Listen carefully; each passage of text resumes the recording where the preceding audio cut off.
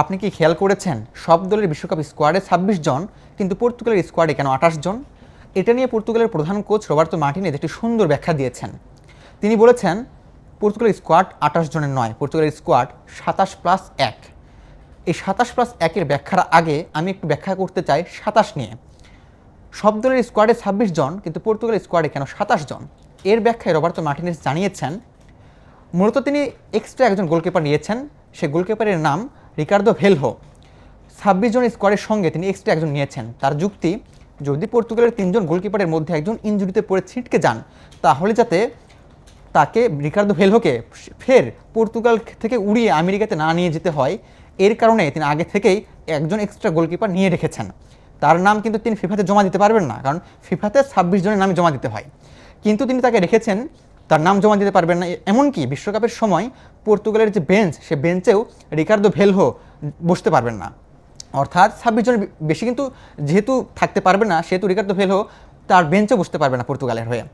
So Roberto মার্টিনেজের যুক্তি হলো, যদি পর্তুগালের কোনো গোলকিপার বা এনি চান্স ইনজুরিতে পড়েন, সেক্ষেত্রে তাকে আমরা ইনস্ট্যান্ট যাতে পাওয়া যায়, সেজন্য তাকে আমরা বিশ্বকাপে নিয়ে যাব একজন এক্সট্রা ম্যান হিসেবে। এবার আসি, তাহলে ২৭+1 কেন? এই +1টা কোথা থেকে আসলো? এখানে মূলত একটা সুন্দর ব্যাখ্যা রয়েছে, সুন্দর একটা ইউনিক একটা ব্যাপার রয়েছে। পর্তুগালের প্রধান কোচ রবার্তো মার্টিনেজ বলেছেন এই +1 হলো দিয়েগো জটা, যিনি গত বছর জুলাই মাসে স্পেনে একটি ট্র্যাজেডি অর্থাৎ কার অ্যাক্সিডেন্টে মারা গিয়েছেন, এবং তিনি আসলে পর্তুগাল এবং লিভারপুলের এক্স প্লেয়ার এবং তাদের গুরুত্বপূর্ণ প্লেয়ার ছিলেন তিনি। এবং রবার্তো মার্টিনেজ বলেছেন মূলত তাকে উৎসর্গ করেই এই +1 হিসেবে আমরা তাকে সঙ্গে নিয়ে যাব বিশ্বকাপে। তিনি অবশ্যই পর্তুগাল স্কোয়াডের সঙ্গে থাকতে পারবে না, যেহেতু তিনি এই মুহূর্তে আমাদের সঙ্গে পৃথিবীতে বেঁচে নেই, কিন্তু পর্তুগালকে মানসিকভাবে মনস্তাত্ত্বিকভাবে সাপোর্ট দেবেন তিনি। ঠিক এটাই মূলত রবার্তো মার্টিনেজের বক্তব্য। তিনি বলেছেন একটা সুন্দর কথা, দিয়েগো জটার সাহস, শক্তি আর অনুপ্রেরণাই হলো সেই +1, এবং সে চিরকালই +1 হয়ে থাকবে। সে আমাদের শক্তি, আমাদের আনন্দ। এই সুন্দর ব্যাখ্যাটা দিয়েছেন পর্তুগালের প্রধান কোচ, এবং ব্যাপারটা ভীষণ ইউনিক। কারণ আপনি যদি বিশ্বকাপের হিস্ট্রি দেখেন, এখন পর্যন্ত কোনো দল এত বিশ্বকাপ হয়ে গেছে, কখনও কোনো দল ২৮ জনের স্কোয়াড বা ২৭+1 এরকম স্কোয়াড কিন্তু ঘোষণা কখনোই করেননি।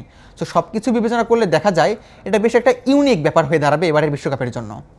এবং কথা হচ্ছিল পর্তুগাল স্কোয়াড নিয়ে একটু আগে, অর্থাৎ আজকের দিনে তার স্কোয়াড ঘোষণা করেছে। সেই স্কোয়াডে তাদের স্কোয়াডটা আসলে কেমন যদি সংক্ষেপে বলি, তাদের সেন্টার ব্যাক মোটামুটি বলা যায়, বা মোটামুটির থেকেও একটু ভালো, যেহেতু রুবেন দিয়াস আগের মতো ফর্মে নেই। রুবেন দিয়াসের সঙ্গে হয়তো বা বিশ্বকাপে তার সঙ্গে ড্র হয়ে খেলতে নামে হলো ম্যানচেস্টার ইউনাইটেডের সেন্টার ব্যাক ডিয়েগো দালট। কিন্তু তাদের সেন্টার ব্যাক হয়তো ওয়ার্ল্ড ক্লাস অবশ্যই, কিন্তু পৃথিবীর সেরা সেন্টার ব্যাক ডুও না হলেও তাদের যে ফুল ব্যাক ডুও রয়েছে, ক্যান্সেলো রয়েছে, নুনো মেন্ডেস রয়েছে, ব্যাকআপ হিসেবে সেমেন্ডে রয়েছে, সবাই কিন্তু ওয়ার্ল্ড ক্লাস। নুনো মেন্ডেসকে বলা হচ্ছে বিশ্বকাপের বা এই বিশ্বের সেরা উইং ব্যাক। এবার যদি মিডফিল্ডে আসি, তাদের মিডফিল্ড ধরা হচ্ছে এবারের বিশ্বকাপের সেরা মিডফিল্ড। কেন ধরা হবে না? সেই স্কোয়াডে রয়েছে ভিতিনহার মতো ইনফর্ম প্লেয়ার, নেভেসের মতো প্লেয়ার রয়েছে, সেই স্কোয়াডে রয়েছে ব্রুনো ফার্নান্দেসের মতো প্লেয়ার, সিলভার মতো প্লেয়ার রয়েছে যিনি ম্যানচেস্টার সিটিতে খেলেন। সব কিছু বিবেচনায় ধরা হচ্ছে তাদের মিডফিল্ডটাই বিশ্বকাপে হতে যাচ্ছে সবচেয়ে সেরা মিডফিল্ড।